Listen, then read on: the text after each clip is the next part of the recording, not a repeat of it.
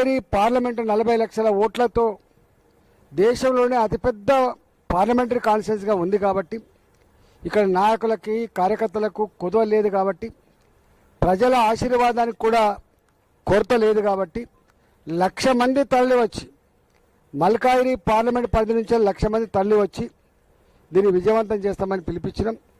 అట్లనే ఇక్కడ కంటోన్మెంట్లో కూడా మా మల్లికార్జును, బిఎన్సీను, మా నర్మదా, మా విజయానందు, అదేవిధంగా మా నాయకులంతా పెద్ద ఎత్తున, నిన్న మీరు చూసింది ఇక్కడే పెద్ద ఎత్తున వాటర్ ప్యాకెట్లు వాళ్ళకి అనేక రకాల అన్నీ ఏర్పాటు చేసుకొని పాదయాత్ర ద్వారా కూడా వచ్చిండ్రు. వేలాది మందిగా పాదయాత్ర ద్వారా కూడా వచ్చిండ్రు. ఇలా వాళ్ళందరూ కూడా మల్కాయిరి పార్లమెంటు పరిధిలో గొప్పగా పనిచేసిన మా నాయకులకు కార్యకర్తలకు ధన్యవాదాలు తెలియజేస్తా ఉన్నా. అదేవిధంగా కాలనీ వాసులు కానీ, బస్తీ వాసులు కానీ, గేటెడ్ కమ్యూనిటీలో ఉన్నటువంటి వాళ్ళు కానీ అన్ని వర్గాల ప్రజలకు కూడా దీన్ని విజయవంతం చేసి మోడీ గారికి ఒక కొత్త స్ఫూర్తినిచ్చినందుకు మీకు ధన్యవాదాలు తెలియజేస్తా ఉన్నాం. గతంలో కూడా సౌత్ ఇండియాలో ఎన్నికల ప్రచారంలో భాగంగా మోడీ గారు మొట్టమొదటి అడుగుపెట్టిన గడ్డ మల్కాయిరి గడ్డ. మీరంతా సాక్ష్యం. అప్పుడు మోడీ గారు కూడా ఊహించని పద్ధతిలో బిల్డింగ్ల మీద జనం నిలబడ్డ తీరు, జేజేలు పలికిన పద్ధతి మోడీ గారిని కదిలించి వేసింది. అనేక సభలలో వారు చెప్పుకున్నారు, క్యా తెలంగాణ హై, క్యా ప్రజా హై అని చెప్పి ఎట్లా చెప్పుకున్నారో దాన్ని తలపించే పద్ధతిలో, దాన్ని తలదన్నే పద్ధతిలో కూడా నిన్నటి సభ ఇంత ఎరటిలో సక్సెస్ కావడం అనేది ఇలా చాలా గొప్పగా భావిస్తూ ఉన్నాం. దాన్ని బట్టి అర్థం కావాలి, రేపటి భవిష్యత్తు భారతీయ జనతా పార్టీది మాత్రమే అని చెప్పి మేము చాలాసార్లు చెప్పినాం. చాలామంది మీకు ఉన్న ఎమ్మెల్యేలు 8 సీట్లే కదా, మీరు మాకున్న పార్లమెంట్స్ 8 కదా అని మీరు చాలామంది అంటున్నారు. కానీ ఈ రాష్ట్ర చరిత్రలో గతంలో ఏపీగా ఉన్నప్పుడు కానీ ఇప్పుడు కానీ సొంతంగా అసెంబ్లీ ఎన్నికల్లో నిలబడ్డటువంటి భారతీయ జనతా పార్టీ 8 సీట్లు గెలిచింది. మేము ఏ పార్టీతో అలయన్స్తో 8 సీట్లు గెలవలే, సొంతంగా 8 సీట్లు గెలుచుకున్నాం. అనేక సీట్లలో మేము నెంబర్ 2 స్థానంలో ఉన్నాం. మీకు తెలుసు, కరీంనగర్ కావచ్చు, అది హుజరాబాద్ కావచ్చు, అది కోరుట్ల కావచ్చు, అనేక దిక్కుల మేము సెకండ్ స్థానంలో ఉన్నాం. మేము ఎలిమినగర్ కావచ్చు, అంటే దాదాపు ఒక 20-25 స్థానాలలో మేము సెకండ్ పొజిషన్లో ఉన్నాం. ఇవాళ వెంటనే వచ్చిన 5 నెలల కాలంలో 6 నెలల కాలంలో వచ్చిన పార్లమెంట్ ఎన్నికల్లో 35% ఓట్లు సాధించి హాఫ్ ఆఫ్ తెలంగాణ 17 పార్లమెంట్ సీట్లుంటే 8 పార్లమెంట్ సీట్లు గెలుచుకున్నటువంటి చరిత్ర తెలంగాణకు ఉన్నది. అందులో ముఖ్యంగా ఎన్నడూ కూడా గెలుచుకొని ఇవాళ మేము గతంలో సికింద్రాబాద్ గెలుచుకున్నాం, గతంలో కరీంనగర్ గెలుచుకున్న చరిత్ర ఉంది, గతంలో బీజేపీ గెలుచుకున్న చరిత్ర ఉంది, కానీ ఆదిలాబాద్ కూడా గెలుచుకున్న చరిత్ర ఉంది. ఎక్కడ ఎన్నడూ గెలవనటువంటి మల్కాయిరి కూడా 4 లక్షల మెజార్టీతో గెలిపించిన చరిత్ర మల్కాయిరికి ఉంది. నేను 2 సంవత్సరాలు తిరుగుతున్నా, నేను ఒక్కనాడు కూడా వదిలిపెట్టకుండా ఏదైనా బయట అవుట్ ఆఫ్ స్టేషన్ పోతే తప్ప, పార్లమెంట్ సమావేశాలు పోతే తప్ప హైదరాబాద్లో ఉన్నామంటే పార్లమెంట్ ఉన్నట్లు లెక్కగా. మాది సెంట్రల్ లొకేటెడ్ కాబట్టి మేము చూస్తున్న వాళ్ళ అనుబంధం, వాళ్ళ ప్రేమ, వాళ్ళు సమస్యల కోసం వచ్చే తీరు చూస్తూ ఉంటే చాలా గొప్ప స్పందన ఉంది. అంటే ప్రజలు అక్కడే చేర్చుకున్నారు. ఎవ్వరు కూడా ఇలా కాంగ్రెస్ పార్టీ ఇక్కడ ప్రజాప్రతినిధులు లేరు. మీకు తెలుసు, ఒక ఎమ్మెల్యే ఇక్కడ కంటోన్మెంట్ ఉంటుంది తప్ప ఎక్కడ లేరు. బీఆర్ఎస్ పార్టీ వాళ్ళు ఇది మాది అధికార పార్టీ కాదు కాబట్టి మాకు పనిచేయరని చెప్పి వాళ్ళు వదిలిపెట్టిండ్రు. ఇవాళ అంతో ఇంతో ప్రజల మధ్యలో ఉండి ప్రజల సమస్యలు పట్టించుకొని పరిష్కరిస్తున్నటువంటి పార్టీగా భారతీయ జనతా పార్టీ ఉంది. ఇవాళ మేమున్నాం కాబట్టి ఈ ఒరవడిని, ఈ పరంపరని రాబోయే కాలంలో కూడా కొనసాగించే ప్రయత్నం చేస్తాం. మేము డివిజన్ల వారిగా మీటింగ్ పెట్టుకున్నా, నియోజకవర్గాల వారిగా మీటింగ్ పెట్టుకున్నా, మొన్న పార్లమెంట్ వారిగా మీటింగ్ పెట్టుకొని చేసుకున్నాం.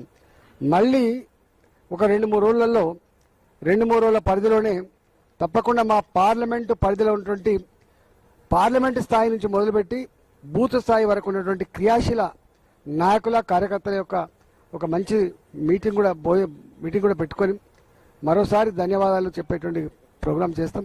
నేను ఒకటే ప్రజలకు, మల్కాయిరి ప్రజలతో పాటుగా తెలంగాణ ప్రజానికానికి వినమ్రంగా నేను విజ్ఞప్తి చేస్తున్నా. మోడీ గారు 2014 అధికారం చేపట్టిన తర్వాత ఒకటొకటిగా ఇలా కొట్టుకుంటూ దాదాపు 21-22 రాష్ట్రాలలో భారతీయ జనతా పార్టీ అధికారంకి వచ్చింది. సంకీర్ణ రాజకీయాలు అందులో 5 ఏళ్లకే ముఖం పొత్తే ఈ రోజులలో మూడోసారి దేశ ప్రధానమంత్రిగా ఆయన ఎంత ప్రజల హృదయాలలో చోటు సంపాదించుకోవడం మనం చూస్తూ ఉన్నాం. కాబట్టి ఇలా ఒకసారి అధికారంకి వస్తే ప్రజల ప్రేమను శాశ్వతంగా పొందే పార్టీగా భారతీయ జనతా పార్టీ చరిత్రకెక్కింది.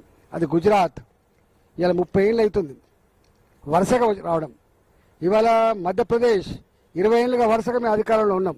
ఇవాళ అస్సాం 15 ఏళ్ళు, మహారాష్ట్ర ఇట్లా ఎక్కడ చూసినా ఒకసారి వచ్చిందంటే మేము ప్రజా సమస్యల పరిష్కారంలో, ప్రజల మధ్య ఉంటమాడంలో, ప్రజారంజకమైన పరిపాలన చేస్తామనడంలో అది అంతకంటే నిరసనం ఏమి ఉండదు.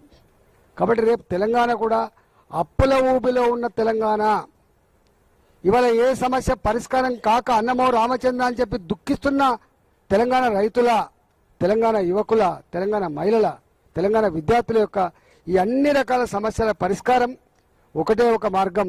భారతీయ జనతా పార్టీని మీరు ఆశీర్వదించండి, రేపు గెలిపించండి. ఇవాళ ఈ అప్పుల ఊబిలో ఉన్న తెలంగాణను ఇవాళ గొప్ప రాష్ట్రంగా తీర్చిదిద్దే బాధ్యత దేశ చిత్రపటం మీద హైదరాబాద్ అంటే ఒక గ్లామర్, తెలంగాణ అంటే ఒక గొప్ప రాష్ట్రం అనే ఫీలింగ్ అయితే ఉందో ఇవాళ అది మొత్తం కనుమరుగైపోతున్న పరిస్థితుల లోపల తప్పకుండా ఇవాళ నిరుద్యోగ సమస్య కావచ్చు, మహిళల సమస్యలు కావచ్చు, విద్యార్థుల ఫీ రీయింబర్స్మెంట్ సమస్య కావచ్చు, అవుట్ సోర్సింగ్ ఉద్యోగుల సమస్య కావచ్చు, ఉద్యోగుల పీఆర్సీ సమస్య కావచ్చు, రైతులకు సంబంధించినటువంటి సమస్యలు కావచ్చు, ఇవన్నీ తీరాలంటే ఇవాళ రేవంత్ రెడ్డి సర్కార్ ఒడ్డెక్కదాకా ఓడమల్లప్ప, ఒడ్డెక్కినాక బోడమల్లప్ప తప్ప వాళ్ళు సమస్య పరిష్కరించరు. కాబట్టి రాబోయే కాలంలో భారతీయ జనతా పార్టీకి అండగా ఉండండి, భారతీయ జనతా పార్టీని ఆశీర్వదించండి. తప్పకుండా మీరు మెచ్చే, మీరు నచ్చే ప్రజల సమస్యలు పరిష్కరించే ప్రభుత్వం మీ ఆశీర్వాదంతో వస్తుందని చెప్పి మీకు తెలియజేస్తూ మరొకసారి మీ అందరు కూడా అభినందన తెలియజేస్తున్నా. ఈ బంగారము సంవత్సరం పాటు శపథం చేయమని, ఇంకోటి చమురు విషయంలో కానీ, అంతర్జాతీయ వస్తువుల విషయంలో కానీ కూడా మనము ఎంత తగ్గించుకుంటే బాగుంటుంది అని అన్నారు. మల్కాజ్గిరి ఎంపీ నియోజకవర్గంలో ప్రజలతో మీరేమన్నా శపథాలు చేయించే ఆలోచన? తప్పకుండా ప్రధానమంత్రి గారి నోటి నుంచి ఒక వాక్యం వెళ్ళిందంటే దేశ ప్రధానమంత్రి కాబట్టి ప్రజలు తప్పకుండా ఆలోచిస్తారు. ఆయన ఆలోచన విధానాన్ని మాలాంటి కూడా కింద తీసుకుపోయే ప్రయత్నం చేస్తారు. శపథాలు అనేది కాదు, వాళ్ళు వ్యక్తిగా ఎవరికి వాళ్ళుగా. ఇక్కడ ఇష్యూ ఏంటంటే విదేశీ మారక నిల్వలు తగ్గిపోతున్నాయి.